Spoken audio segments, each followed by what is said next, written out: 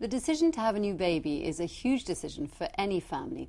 Melanie Every is a midwife and has joined the Baby Channel to give you some tips and advice on what preparations you should undertake as you plan your forthcoming pregnancy. Welcome, Melanie. Hello there.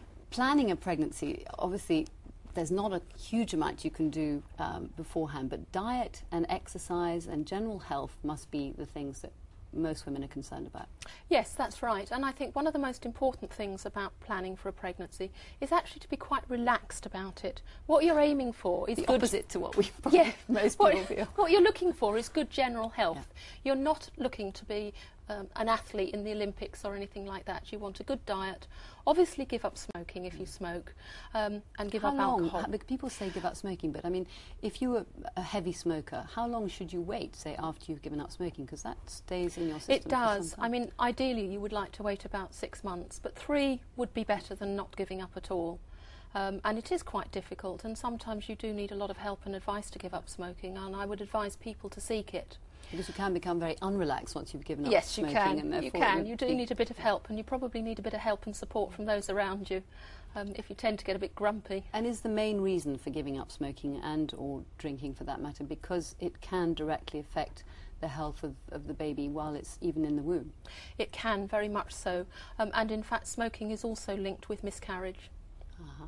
And diet generally, I mean, people know what's healthy and what's bad, but what would you advise? Is it no fad dieting, presumably? No fad dieting, no efforts to reduce weight or gain weight very quickly, low fat, low sugar, but good, healthy, nutritious food, adequate protein, adequate vitamins and vegetables, that kind of diet.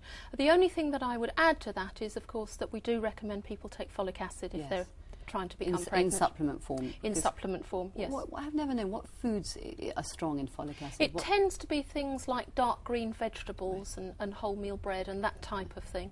And folic acid, there's a specific dosage, isn't there, that you should take there in is. pregnancy? I mean, for most of the population, it's 400 micrograms a day.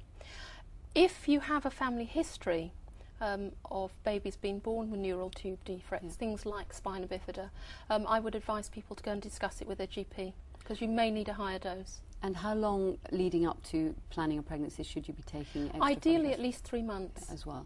Yeah. Now, if somebody's perhaps been on the pill for a certain amount of time, they come off the pill, how long again is... often you hear people saying, is it dangerous to the baby if you've been on the pill? Are there sort of lingering hormones around that you should wait before you actually try and get pregnant? There's no real evidence that there is harm from becoming pregnant immediately after coming off the pill, and indeed you occasionally find women become pregnant while they're still on the pill for various reasons. The main area of, if you like, controversy is, can you exactly date when your pregnancy was? Because it takes some women a little while to get their cycle back to normal if they come off the pill.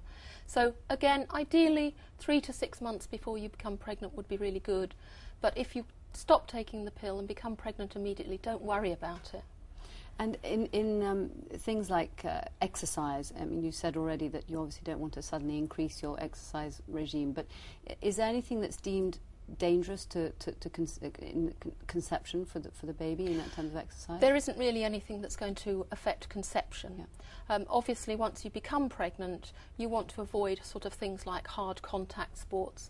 I certainly wouldn't recommend sort of taking up gymkhanas or parachute jumping or anything like that. But if you're used to taking moderate exercise, then that should continue. Right. Once you've become pregnant, preparing for the arrival of the baby, what are the things that you tell young mums or pregnant mothers? What is the sort of advice that you give them? I think the first thing that I say to young mums is to remember that pregnancy is normal. It's a normal physiological event. You're not sick. You're not sick. You're not ill. You might be very sick in the first few months. Admittedly, I was. Yes, admittedly, a lot of women do feel pretty rough in the first few weeks. And it tends to be one of two things, and if you get both, you're very unlucky. You either tend to feel quite sick, or you feel incredibly tired. And really, really tired. And some women will tell you that they're going to sleep at 6 o'clock in the evening and they still can't get up at 7 o'clock the following morning. But that does pass. Usually around about 12 weeks, that does pass. I remember I've got 3 children now, but my first pregnancy, I was genuinely afraid to because there's so many changes happening to your body. It's not the weight gain or anything else, but I was particularly sick with my first one, and I felt nauseous all day long. It didn't last in the morning, and all I wanted was for someone to tell me when it was going to end. I mean, there are no rules about this. There are no rules, sickness, but what happens is, you see, the ovaries continue producing hormones for the first 12 weeks until the placenta takes over that function, really.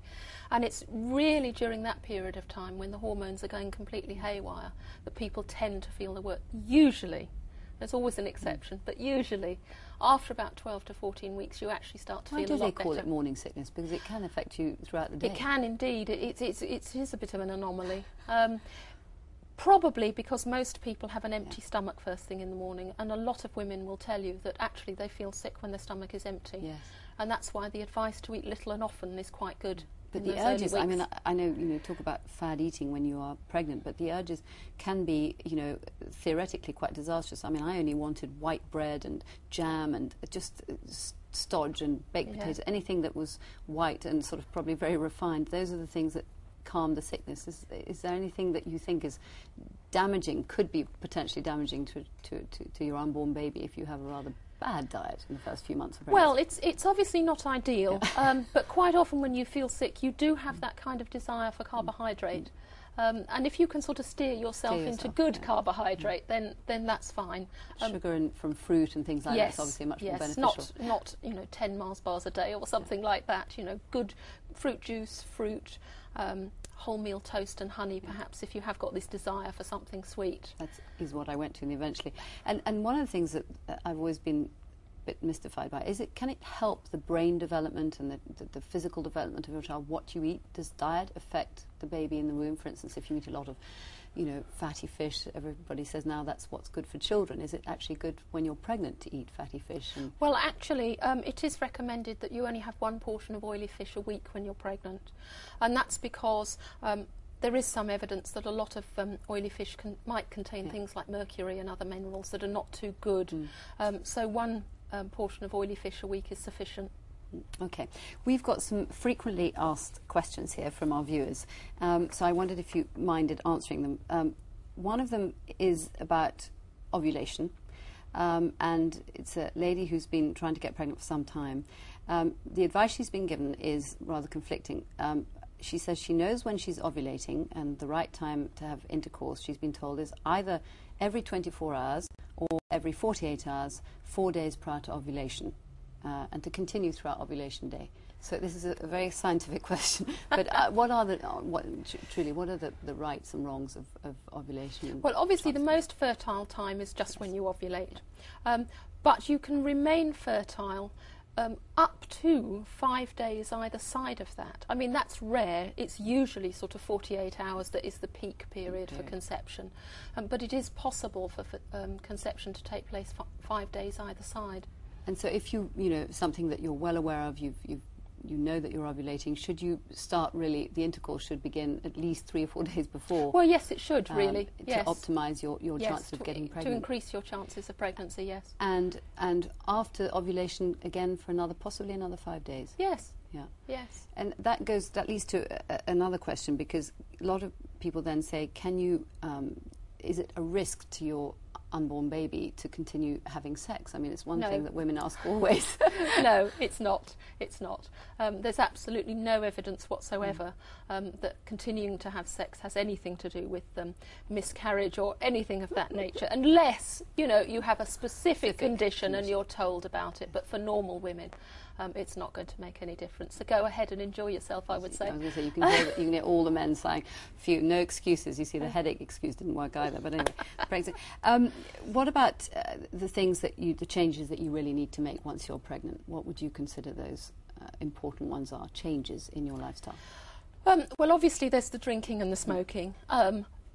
Perhaps moderating your exercise if you're feeling very, very tired, because if you are feeling very, very tired, you do need to rest. So I'm someone who likes to run, and the minute I was pregnant, I thought, help, if I run too fast, perhaps the pregnancy won't hold. I know this is totally psychologically probably wrong, but is that the case that, you know, running might affect you? I mean, athletes obviously continue running once No. The baby is very, very well protected. Secure. It's inside the uterus, which is inside the pelvis, so the baby's very, very well protected. What you might need to be a little bit cautious of, though, is that the hormones of pregnancy can make your joints softer and a bit more supple. Right. So actually what you need to be careful about is the impact effect on your joints. Yeah. Rather than what might happen to the baby, because the baby's quite safe. Which is why yoga and swimming and things That's like that right. are obviously encouraged during the pregnancy. And as a matter of course, once your early 3 months are over, should you stop taking the folic acid? Because I heard that that's also something you shouldn't necessarily take throughout pregnancy. Is that correct? As long as you have a good diet with plenty of fresh vegetables, you probably don't need it after that. And the Americans are very big on supplementation throughout pregnancy. This is something which is, I know, again, quite controversial. What is your take on what you can add to your diet in terms of supplements to make it? If you've got a good, healthy diet, you really don't need anything else. There is a bit of caution, though, because there appears to be some evidence that taking extra vitamin A or supplements that contain vitamin A could be harmful. So I would certainly advise women to avoid that, and indeed avoid eating liver during pregnancy for the same reason, yes. Interesting. And shellfish? Shellfish, again, it's a bit controversial. It's got more to do with the fact that perhaps the water that they come from may be polluted. Right. And that's why perhaps you need to be a bit cautious about things like shellfish. And even mercury levels, I know, in certain fish like that live on the bottom of the sea. And also things like tuna, and that's the link with the oily fish and only having one portion a week. Well, for somebody who loves red meat, you know, you become suddenly paranoid when they say, well, you mustn't eat it if it's undercooked. What are the truths about red meat? Strictly speaking, you should have your meat thoroughly cooked. And the risk with undercooked meat is something called toxoplasmosis. Which is a parasite. And if it does get in through the placenta, it can cause damage to the baby. Some countries routinely test for this. It tends to be countries on the continent where culturally they often eat a lot of undercooked meat. Yes. And does that same thing apply to raw fish and raw eggs, for instance? Or? Well, raw eggs are not advisable because of the risk of salmonella. Right. You have to be quite careful because, for instance, if you went to a health bar, you might actually be given a fruit drink which has got raw egg in it. That's right. If certain utensils are used that touch raw eggs in restaurants or whatever, is that something that you really need to be careful about when you eat out, when you're not at home, and you might? The human body is very good at fighting off infection.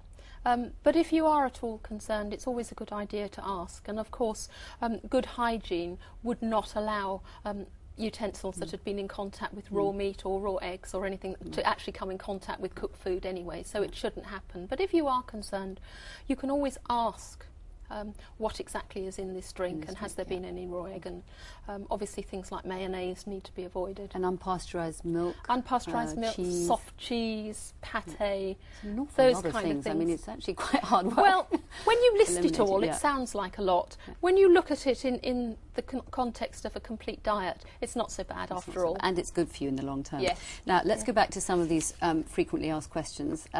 One here about timing and having a baby. When is the right time to have a baby? And we're obviously looking at age here. Yes. What's your... the right time is what is the best time for you. Do you really believe in that? I mean, is that just a kind of psychological thing, or is that a medical piece of advice? It's a bit of both. It's a bit of both. Obviously, you want to feel confident and ready and able to cope with this change to your family. So the right time for you is best.